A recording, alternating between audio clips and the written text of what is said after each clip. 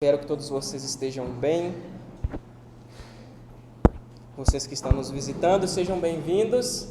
Que Jesus fale ao coração de vocês nessa noite, que vocês se sintam acolhidos por nós. Nós somos uma família, todos nós aqui somos irmãos e nós temos particularidades, nós temos características que nos distinguem, mas nós somos irmãos acima de tudo, nós somos amigos. E o mais importante, nós estamos aqui pelo nome de Jesus, porque Jesus também está aqui. Não somos somente nós que estamos aqui, mas o Senhor está aqui, não é, Andreina?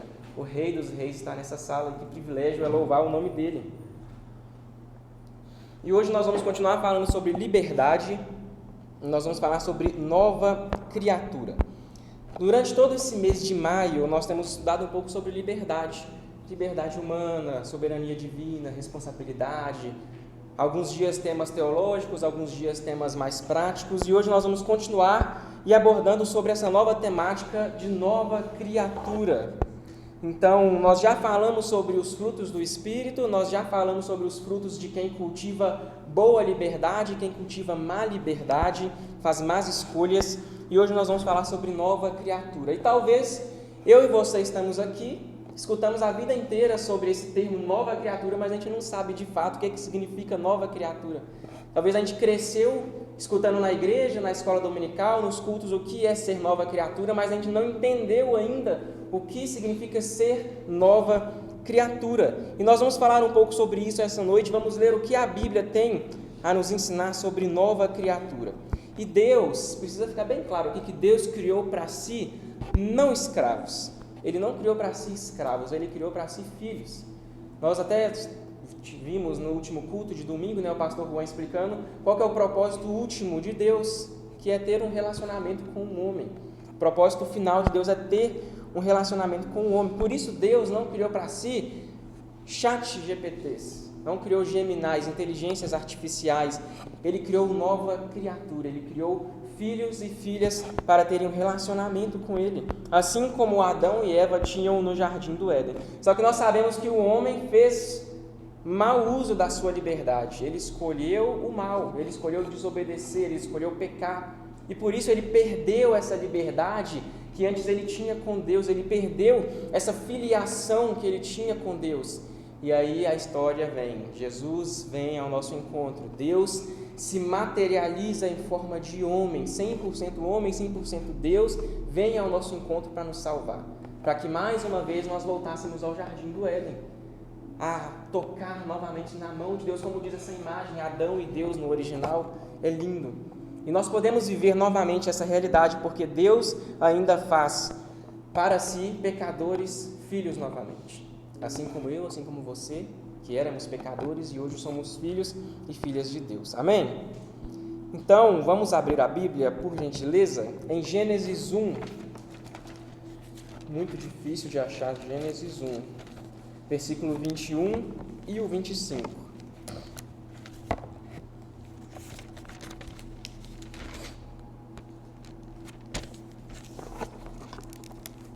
Quem achou vai falando, achei.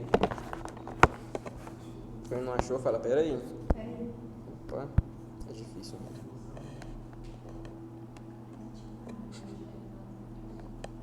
Todo mundo achou? Sim? Eu vou ler o 21 e quem quiser ler, pode ler o 25, por favor. Diz o seguinte: assim Deus criou as grandes criaturas marinhas e todos os seres vivos que se movem, os quais povoam as águas, segundo as suas espécies, e todas as aves segundo as suas espécies. E Deus viu que isso era bom. E o 25? Fez Deus as feras da terra conforme a sua espécie, e o gado conforme a sua espécie, todo o réptil da terra conforme a sua espécie. E o Deus que era bom. Amém. Então nós vamos ver em primeiro lugar, o significado bíblico de criaturas. Não novas criaturas, mas sim criaturas. O que significa criaturas? E todos nós conhecemos essa passagem, todo mundo já leu Gênesis, todo mundo já passou pelo relato da criação, e nós sabemos como que Deus, em infinita criatividade, em poder, com a sua própria palavra, Ele criou todos os animais e todos os seres vivos que povoam a face da terra. Ele criou os animais, logo em seguida Ele criou o homem, e Ele colocou o homem para cuidar dos animais. E Ele pediu ao homem, especificamente a Adão, que nomeasse cada um dos animais. Se você for passar algumas páginas, você vai ver que diz a Bíblia que Adão se assentou e nomeou cada um dos animais. Então, no início de tudo, Deus criou 2 tipos de criaturas. Ele criou os animais e Ele criou o ser humano. São 2 tipos de criatura. Deus criou os animais como obra da sua criatividade. Seres belos, seres majestosos, criaturas que refletem a soberania de Deus, a complexidade de Deus. Esses são os animais. Mas já no homem, Deus coloca algo a mais. Ele coloca atributos que somente o próprio Deus tem. Ele colocou no homem. E um deles é a liberdade, como nós falamos anteriormente. Por isso que Deus criou o ser humano para se relacionar com Ele, para ser família com Deus. Ele nos criou para um relacionamento, amizade, fraternidade. Muitas pessoas hoje não creem em Deus, elas acreditam num Criador, num Senhor do Universo, numa força maior. Tenho certeza que você conhece alguém que já disse isso, mas às vezes não acreditam num Deus que é Pai também. Mas Deus também é isso, Ele é Pai. Mas algo precisa ficar bem claro para nós nessa noite. Nós somos criados por esse Pai com um propósito, com um objetivo. Nós não somos fruto do acaso. Nós não surgimos do acaso, mas Deus nos criou com um propósito, para se relacionar com Ele. Esse é o nosso objetivo, essa é a nossa meta. Conhecer a Deus e fazê-lo conhecido, é o que diz a declaração de fé. Então, se nós estamos aqui nessa noite e nós não possuímos essa verdade nos nossos corações, talvez seja tempo de nós ajustarmos a nossa visão e entendermos isso. E sair daqui entendendo que nós não estamos aqui por acaso, que existe um Deus Criador, que existe um Deus que além de Criador é Pai também, que nos criou, e que o nosso objetivo é conhecer esse Pai e fazer com que outras pessoas conheçam Ele. Esse é o objetivo final da humanidade. Agora, como nós vamos fazer isso? Existem diversas maneiras, diversos tipos. Na faculdade, no trabalho, no cursinho, em qualquer lugar, na internet, mas o importante é cumprir essa missão. Nós temos valor em Cristo. É algo que eu tenho falado, todo sábado eu tenho falado isso, eu tenho falado com muitas pessoas. Nós temos valor em Cristo. Hoje em dia as pessoas, elas têm valor baseado em nada. Talvez o mundo vai te taxar como uma pessoa de valor se você tem um celular bom, se você tem um computador bom, se você tem um videogame bom, se você tem um emprego bacana, mas para Deus não. Em Jesus, só quando nós estamos nele, nós temos valor, porque Ele morreu por nós na cruz, não é, Jean? Ele morreu, se sacrificou por nós, se entregou, e ali nós temos valor nele. Mas a partir do momento que nós não estamos em Jesus, quando nós estamos buscando a nossa própria glória, o nosso próprio reconhecimento, nós perdemos todo o nosso valor. Nós nos tornamos miseráveis, cegos, pobres e nus. E não sou eu que falo isso, é a própria palavra que diz isso em Apocalipse 2, quando Paulo escreve à igreja em Laodiceia. Então, nós temos valor quando nós estamos em Cristo. Muitas pessoas buscam evolução, muitas pessoas buscam o avanço, mas elas se esquecem ou deixam de lado a força motriz de tudo, que é o Senhor Deus. Ele é a causa primeira de todas as coisas. Existia um filósofo antigo, se eu não me engano, não sei se foi Santo Agostinho, enfim, que ele falou das 5 causas teológicas, das 5 provas da existência de Deus, e uma delas era essa, de que Deus é a origem de todas as coisas. Tudo tem um começo. Se tudo tem um começo, o começo de todas as coisas não pode estar aqui na Terra, não pode ter um próprio começo, é complicado, mas é o Senhor Deus, porque Ele está fora dos nossos conceitos filosóficos e teológicos. O Senhor é a força de todas as coisas, Ele é o que nos dá força todos os dias, e nós somos criados para o relacionamento com Ele. Mas, quando nós não estamos com Deus, quando nós não estamos na presença do Senhor, vivendo por Ele, vivendo para realizar essa missão, nós deixamos de ser filho e nos tornamos apenas criaturas, seres criados por Deus, seres avulsos criados por Deus, animais. Talvez nessa noite Deus queira que pessoas que estão aqui, que são apenas criaturas, voltem a ser filhos de Deus, voltem a ser filhos de Deus. É sempre tempo de voltar à filiação do Pai, é sempre tempo. Nós já estudamos em algum sábado passado de que existem várias filiações na Bíblia. O próprio Jesus chama os fariseus de filhos do diabo. Existem várias filiações que podem vir sobre a nossa vida, e a mais importante, nós temos que ter a filiação divina, filhos e filhas de Deus, e para isso nós precisamos estar na presença dele, acreditando no seu nome, realizando a sua vontade, assim nós somos filhos de Deus. E aqui nós temos um exemplo, o filho que se tornou criatura novamente, um filho que tinha um pai que o amava, mas ele escolheu se tornar criatura de novo. Diz o texto em Lucas 15, e Jesus disse: certo homem tinha 2 filhos. O mais moço disse ao pai: pai, quero que o Senhor me dê a parte dos bens que me cabe. E o pai repartiu os bens entre eles.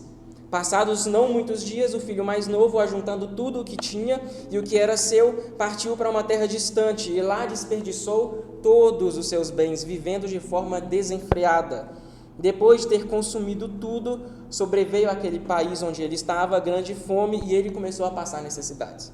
Então foi pedir trabalho aos cidadãos daquela terra, e eles o mandaram para os campos a fim de cuidar dos porcos. E ali aquele rapaz desejava se alimentar da comida dos porcos. Todo mundo conhece a parábola do filho pródigo, não é verdade?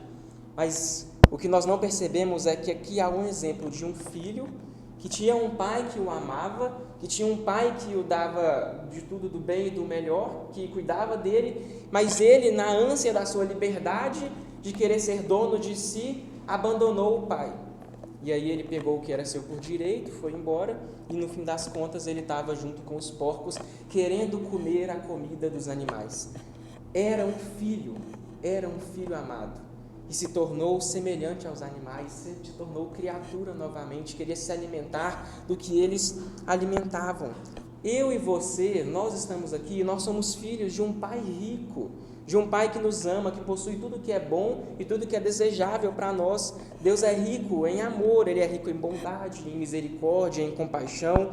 Ele possui tudo que nós desejamos, vida eterna, propósito de vida, valor, eternidade. Mas o texto vai dizer que esse filho, ele quis ser independente, ele quis viver a própria vida. E muitos de nós, talvez, hoje estamos aqui querendo viver a nossa própria vida longe do nosso pai. E eu não estou falando do seu pai biológico, do seu pai espiritual, Deus, que é o seu pai acima de todos. Quantos de nós, todos os dias, não acordamos de manhã, não fazemos nenhuma oração, não lemos nem a Bíblia, nem que seja um versículo, e queremos que o nosso pai esteja do nosso lado? Como se nós que nos afastamos dele? Aí nós vivemos a nossa vida, acabamos presos no pecado novamente, no lamaçal, numa areia movediça que não conseguimos sair por conta própria, e ainda dizemos que Deus nos abandonou, que Deus esqueceu da gente, né, Esther?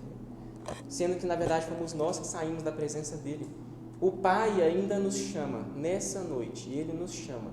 E talvez você está aqui, e você serve, e você canta, e você louva, e você prega assim como eu, e está longe de Deus. E ainda está longe, o coração está afastado, com os lábios louvam o Senhor, mas a alma está longe. Mas o Pai faz um clamor, Ele nos chama novamente. Na casa dele há muitas moradas. Ele tem preparado para nós essas moradas. E por isso é necessário que nós voltemos mais uma vez para os caminhos do Senhor. Essa história vai nos contar que o filho ele toma para si a herança antes da hora, decide sair de casa antes da hora, e sem perceber ele perde a filiação, ele perde tudo. Começa a vagar pelo mundo ao ponto de querer se alimentar dos porcos, do lixo. E existe uma frase que todo mundo conhece, que diz na internet, que antes do diabo te destruir, ele faz o quê? Te humilha, é verdade. E aqui aconteceu com esse rapaz da história, com essa parábola. Antes do diabo destruir, ele vai te humilhar.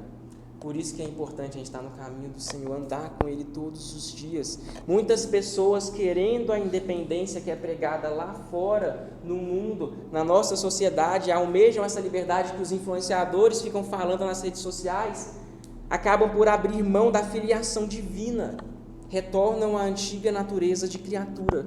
E nós precisamos tomar o cuidado, porque a natureza de criatura significa escravidão novamente. Significa estar preso novamente às suas vontades, aos seus desejos, que por natureza são maus e são ruins. Ser criatura, apenas criatura, significa possuir liberdade civil, liberdade moral, mas a sua liberdade espiritual ela é destruída. Você não consegue mais ir à igreja, você não consegue mais cantar um louvor ao Senhor, não consegue abrir a Bíblia para ler, porque o espiritual está morto. E aí é preciso mais uma vez o Espírito Santo nos atrair à sua presença, e mais uma vez nós fazemos aquela velha escolha: eu continuo ou eu volto atrás, eu continuo ou eu volto atrás. Mas graças a Deus que a mesa do nosso Deus é uma mesa muito longa, que ela cabe todos os tipos de pessoas, desde que ali entrem e ali se arrependam dos seus pecados e mudem de vida e transformem a sua vida.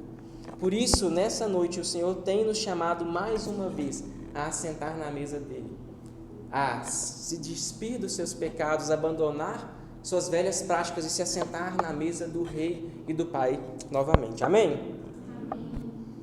Em segundo lugar, qual que é o significado bíblico de nova criatura, então? Nós já entendemos o que é uma criatura, agora nós vamos ver o que é uma nova criatura. Diz o seguinte em 2 Coríntios 5: pois o amor de Cristo nos domina, porque reconhecemos isto: um morreu por todos, logo todos morreram. E ele morreu por todos, para que os que vivem não vivam mais para si mesmos, mas para aquele que por eles morreu e ressuscitou. Assim nós, daqui por diante, a ninguém conhecemos segundo a carne. E se antes conhecemos Cristo segundo a carne, já agora não o conhecemos deste modo. E assim, se alguém está em Cristo, é nova criatura. As coisas antigas já passaram, eis que se fizeram todas novas. Então, Paulo aqui em 2 Coríntios, ele vai nos explicar o que significa uma nova criatura. E em primeiro lugar, os que são nova criatura são pessoas dominadas pelo Espírito Santo. Pois o amor de Cristo nos domina, porque reconhecemos isto: um morreu por todos, logo todos morreram. Se nós somos nova criatura, nós somos dominados pelo Espírito Santo. O fato de ser nova criatura significa que nós somos filhos de Deus, que vivemos segundo a vida que nosso Pai nos dá. Meu amor, você desliga a música? Tá dando um vizio na minha cabeça. Viver para Deus é se deixar ser dominado por Ele. Não devemos comparar o domínio bom e perfeito de Deus com o domínio do mundo, com o domínio do pecado. O mundo, ele busca nos dominar diariamente através do quê? Através de agendas culturais, termos, estilos de vida, que nós vemos todos os dias nas ruas, mas que estão em discordância com a palavra do Senhor. O domínio de Satanás, hoje em dia, ele é um domínio cultural. Vocês concordam comigo com essa frase? O domínio de Satanás é um domínio cultural. Eu estudei à distância, eu estudei EAD, mas quem estuda em faculdade, principalmente nas federais, consegue ver claramente como que o domínio do inimigo é cultural, sob um pretexto de falsa liberdade. Por isso, se nós somos realmente nova criatura, precisamos ser dominados por Cristo, porque Deus nos ama. A palavra aqui que Paulo usa na sua carta para domínio é a palavra grega synechei. Significa segurar com força, manter seguro, estar junto, não abandonar. É isso que essa palavra significa. Quando nós somos dominados pelo Espírito Santo, dominados pelo Senhor Jesus, na realidade nós estamos sendo agraciados por uma presença real do Espírito Santo nas nossas vidas, todos os dias. Nós podemos ter segurança com Deus, podemos contar com Ele, com o seu consolo, com o ensino do Espírito Santo, com os conselhos, com as advertências do Espírito. Isso quer ser dominado. Nós que somos nova criatura podemos usufruir do agir espiritual de Deus em nossas vidas, porque o amor de Cristo nos domina, nos segura, nos mantém, nos sustenta, não deixa que nós nos afastemos do Senhor. Mas é importante observar um detalhe importante a respeito desse assunto. No final do versículo 14 diz o seguinte: porque reconhecemos isso, um morreu por todos, logo todos morremos. Para que sejamos realmente nova criatura e tenhamos essa presença real do Espírito na nossa vida, nós precisamos reconhecer essa verdade bíblica. Cristo morreu por nós, se entregou por nós, e só por isso que nós podemos viver.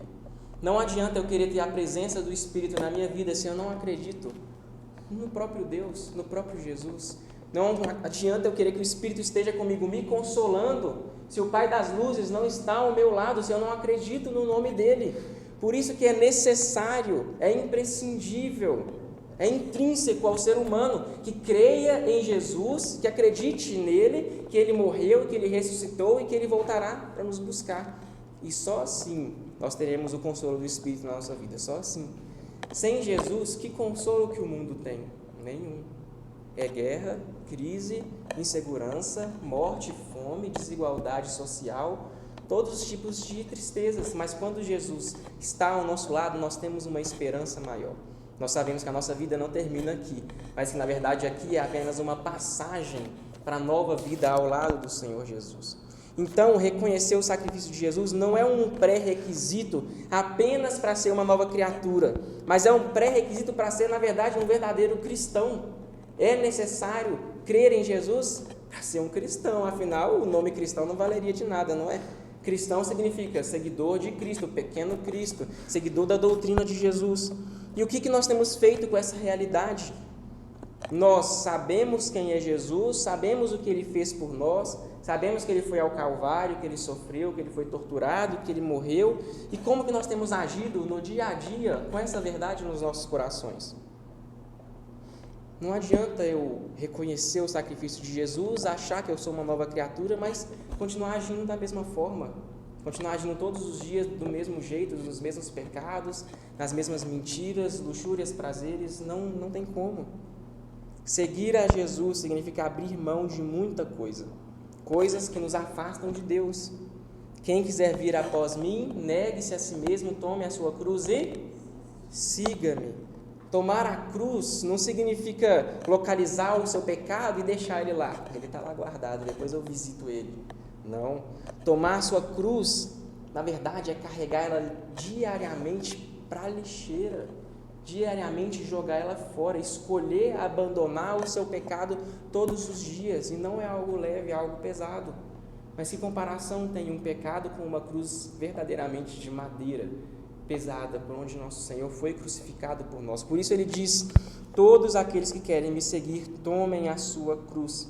Tomar a sua cruz me lembra de que Jesus Cristo, na sua caminhada dolorosa, ele foi carregando a sua cruz até a morte. Deixa eu te falar, vão ter cruzes que você vai carregar até a morte.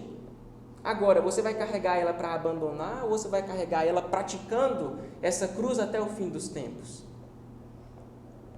A cruz para nós é um lembrete de que nós somos pecadores, mas que Cristo nos ama e que Ele morreu por nós, e que Ele ressuscitou por nós e que Ele voltará por nós. E por isso nós caminhamos diariamente carregando a nossa cruz e nós não estamos pregados. Nós não estamos mortos pelos nossos pecados, mas nós estamos vivos, assim como o Senhor também vive. Nós precisamos abandonar os nossos pecados, abandonar a pornografia. Homens, abandonem a pornografia, é tempo de abandonar esse pecado. Nós já sabemos o mal que faz na nossa vida, como destrói a nossa mente, como alimenta uma indústria de sequestro de mulheres e crianças. Mulheres, ajustem o olhar a Jesus, não cobicem o que não é de vocês, se contentem com o que Cristo te deu. Namorados, noivos, fujam da imoralidade sexual, do sexo antes do casamento. Vocês estão condenando o casamento antes de acontecer. Estudantes, vamos destruir o nosso ego, vamos nos lembrar que um dia nós aprendemos, assim como os outros também estão aprendendo. Isso é ser nova criatura, isso é ser seguidor de Jesus, é localizar os nossos pecados e abandonar eles, olhar para a cruz vazia, lembrar de que talvez era para nós estarmos lá, mas o nosso Senhor se entregou por nós, e por isso nós vivemos, e glória a Deus por isso, amém? Os que são nova criatura podem viver para servir, e não apenas para serem servidos. No versículo 15 diz o seguinte: e ele morreu por todos, para que os que vivem não vivam mais para si mesmos, mas para aquele que morreu por eles e ressuscitou. Todos nós que somos nova criatura temos que seguir o exemplo de Jesus. Todo mundo já sabe isso, ok, bacana. E Jesus veio ao mundo para servir, ele não veio ao mundo para ser servido. Não diz o texto sagrado que os profetas ou que os sacerdotes morreram por Jesus, mas diz que Jesus amou o mundo, que Deus amou o mundo de tal maneira que entregou o seu Filho único, para que todos aqueles que nele creem não pereçam, mas tenham vida eterna. Jesus veio para servir. O sacrifício de Jesus, ele foi universal. O sacrifício dele foi por todos, mas nem todos entendem essa verdade. Nem todos aceitam essa verdade. Nem todos vão ser salvos no último dia. Mas o sacrifício dele foi por todos nós. Por todos, pelos bons e pelos maus. A salvação exige um entendimento, uma mudança. Cristo se sacrifica. Eu creio, mudo de vida, sou salvo pela sua graça. Ele veio, serviu ao povo, realizou milagres, maravilhas, alimentou multidões, se sacrificou, morreu e ressuscitou. E nós que somos nova criatura, temos servido uns aos outros? Temos abaixado o nosso ego? Aí você me responde, eu sirvo na igreja. No domingo eu estou aqui sempre servindo, no sábado. Mas servir ao próximo vai muito mais do que na igreja. Servir ao próximo é uma atitude diária. É eu abaixar no meu ego no ambiente de trabalho. É eu conversar com aquela pessoa que não vai com a minha cara, que não gosta de mim. É eu falar de Jesus até para aqueles que não querem ouvir. Isso é ser como Jesus. Servir é uma graça especial, não é algo pesaroso. Não deveria ser algo que traz um peso para nós, mas sim leveza, porque nós estamos servindo e servindo como o nosso mestre serviu. E se tem algo que nós temos que fazer é ser parecidos com Jesus. E quando entendemos que Jesus serviu para que nós pudéssemos também servir, isso muda a nossa maneira de enxergar o mundo e as pessoas. Porque nós não vamos mais enxergar as pessoas como pedaços de carne, como o seu pecado em si, mas nós enxergamos as pessoas como um campo missionário, como um ambiente fértil para a semeadura da palavra de Deus. E isso começa quando nós entendemos que nós estamos aqui para servir. Servir não é só aqui, não é só na igreja. Servir é mais abrangente, contempla a nossa vida diária, nosso cotidiano. Os que são nova criatura não julgam segundo o mundo, mas segundo a palavra de Deus. Versículo 16 diz o seguinte: assim que nós daqui por diante a ninguém conhecemos segundo a carne. E se antes conhecemos Cristo segundo a carne, já agora não o conhecemos deste modo. Então, outra característica que nós podemos possuir por sermos nova criatura é a capacidade de julgar, mas segundo a palavra de Deus e não segundo o mundo. Então, quando o texto diz que a ninguém conhecemos segundo a carne, Paulo está nos ensinando que nós não devemos mais enxergar as pessoas como o mundo enxerga, mas como Jesus enxerga elas. O mundo vê nas pessoas apenas uma força de trabalho, objetos descartáveis, não se preocupa com as pessoas, com o seu bem-estar, com o seu emocional, com o seu espiritual, mas a palavra de Deus, ela descreve que todos merecem uma segunda chance, que todos podem alcançar a salvação. 2 Pedro 3,9 diz o seguinte: o Senhor não demora em cumprir a sua promessa, como alguns julgam. Ao contrário, Ele é paciente com vocês e não quer que ninguém pereça, mas que todos cheguem ao arrependimento. É da vontade de Deus que todos se arrependam, que todos sejam salvos. Mas todos vão ser salvos, Jean? Infelizmente não. Infelizmente não. Mas isso nos inibe de fazer a vontade de Deus? Também não.